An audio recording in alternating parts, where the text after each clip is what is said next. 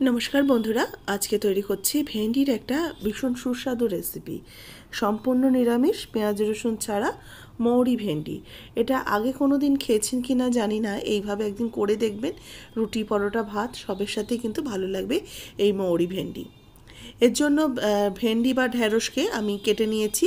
যেগুলো একটু ছোট সাইজের ঢ্যাঁড়স ছিল সেগুলোকে গোটা রেখে দিয়েছি, আর যেগুলো একটু বড় রয়েছে সেগুলোকে আমি দুভাগ করে কেটে নিয়েছি, যাতে মোটামুটি একই সাইজে সবকটা দেখতে লাগে। এবার কড়াইতে আমি 2 চামচের মতো তেল দিয়ে দিলাম। তেলটাকে ভালো করে গরম করে নিয়ে ভেন্ডিগুলোকে ভেজে নেব।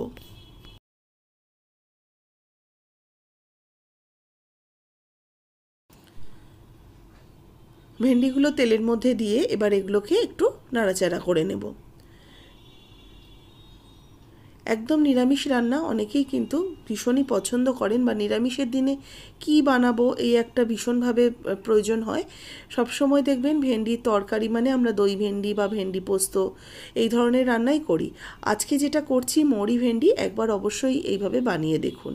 ভেন্ডি ভাজার জন্য অল্প একটু লবণ আর একটু হলুদ গুঁড়ো দিয়ে ভেন্ডিটাকে ভেজে নিচ্ছি, যাতে ভেন্ডি বা ঢ্যাঁড়সের যে স্লিপারি ব্যাপারটা সেটাই ভাজলে পরে একদম চলে যায়। সামান্য কিছুক্ষণের জন্য ঢাকা চাপা দিয়ে রেখে দিলাম। বেশিক্ষণ ঢাকা দিয়ে দিলে ভেন্ডি নরম হয়ে যাবে, কারণ যেহেতু খুব কচি এগুলো, সেই জন্য খুব বেশিক্ষণ ঢাকা দিয়ে রাখবো না। এই মিনিটখানেক ঢাকা দিয়ে এগুলোকে ভেজে নিয়েছি। এবার এগুলোকে উঠিয়ে রেখে দেবো। আজকের রেসিপি আপনারা রুটি, পরোটা, ভাত সব কিছুর সাথেই ভালো লাগবে। রেসিপি যদি ভালো লাগে লাইক শেয়ার করবেন। যারা নতুন দেখছেন আমার চ্যানেলকে সাবস্ক্রাইব করে নেওয়ার অনুরোধ করছি। ভেন্ডিগুলো তুলে নিয়ে একটা মশলা করব। মশলার জন্য নিয়ে নিচ্ছি মৌরি 1 টেবিল চামচ, নেব সাদা তিল, তিল নেব 2 টেবিল চামচ, আর নেব 2টো শুকনো লঙ্কা, নেব হাফ ইঞ্চি টুকরো আদা, আর নেব একটা কাঁচা লঙ্কা। এবার এগুলোকে একটু জল দিয়ে ভালো করে পেস্ট করে নেব। এবার কড়াইতে আমি আবারও একটু তেল দিয়ে দিচ্ছি।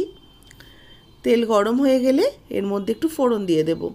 আর যেহেতু মৌরি ভেন্ডি, তার জন্য মৌরির ফ্লেভারটা যেন ভালো মতো থাকে, সেজন্য ফোড়নেও আমি মৌরি দিচ্ছি।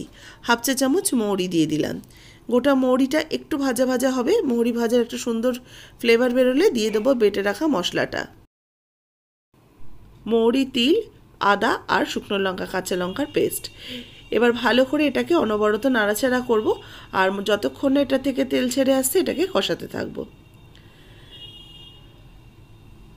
আস্তে আস্তে দেখুন মশলাটা বেশ ভাজা ভাজা হতে শুরু করেছে, আর মশলাটা থেকে তেলটাও সেপারেট হচ্ছে। এবার এর মধ্যে দিয়ে দেবো একটু হলুদ গুঁড়ো, আর 1/4 চা চামচ দেবো কাশ্মীরি লাল লঙ্কার গুঁড়ো, আর হাফ চা চামচ দেবো জিরের গুঁড়ো। এবার ভালো করে কষিয়ে নিচ্ছি। মশলাটাকে দিয়ে ভালো করে বেশ ভাজা ভাজা করে নিচ্ছি। মশলা কিন্তু দেখেই বোঝা যাচ্ছে আস্তে আস্তে সুন্দরভাবে তেল ছেড়ে আসছে। এবার এর মধ্যে দিয়ে দেবো স্বাদ মতো লবণ। লবণটা দিয়ে আবারও ভালো করে মশলাটাকে মিশিয়ে নেব।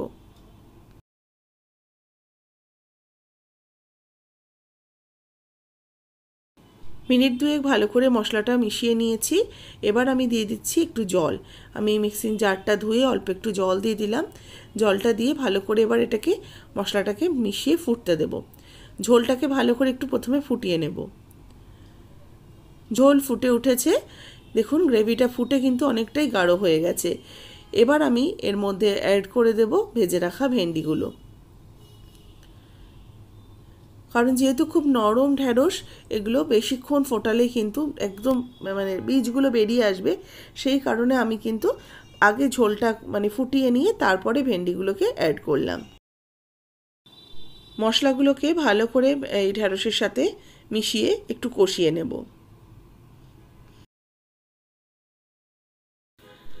দেখুন ভালো করে মশলা সমেত ভেন্ডিগুলোকে কষিয়ে নিয়েছি। এবার আমি আরও একটু এর মধ্যে জল অ্যাড করব। অল্প একটু গ্রেভির জন্য আমি এর মধ্যে জল দিয়ে দেবো। জলটা অ্যাড করে ভেন্ডিটাকে ভালো করে মশলার সমেত ঝোলের সাথে মিশিয়ে নিচ্ছি। একদম এটা কিন্তু ভেন্ডি পোস্তর মতো শুকনো শুকনো হবে না, আবার জল জলেও হবে না, একটু হালকা গ্রেভি থাকবে। এবার একটু মিষ্টি দিয়ে দিলাম, অল্প একটু চিনি দিয়ে দিলাম, হাফ চা চামচের মতো। চিনিটা দিয়েও ভালো করে এটাকে মিশিয়ে নিচ্ছি। গ্রেভিটা আরও একটু হাই ফ্লেমে আমি মিনিট 2-3 ফুটিয়ে নিয়েছি। দেখুন গ্রেভি বেশ ঘন হয়ে গেছে।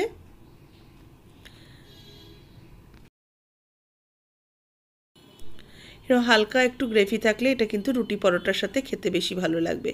এবার এটা নামিয়ে সার্ভ করে নেব। তৈরি হয়ে গেছে সম্পূর্ণ নিরামিষ পেঁয়াজ রসুন ছাড়া মৌরি ভেন্ডি। রেসিপি কেমন লাগলো অবশ্যই জানাবেন, ভালো লাগলে লাইক শেয়ার করবেন। আজকে যারা নতুন আমার রেসিপি দেখছেন অবশ্যই আমার চ্যানেলটাকে সাবস্ক্রাইব করে নেবেন। ফেসবুক পেজের বন্ধুরা অবশ্যই পেজটাকে ফলো করুন, রেসিপিটাতে একটা লাইক দিন, আর অবশ্যই জানান কমেন্টস বক্সে আজকের আমার এই ভেন্ডির রেসিপি কেমন লাগলো।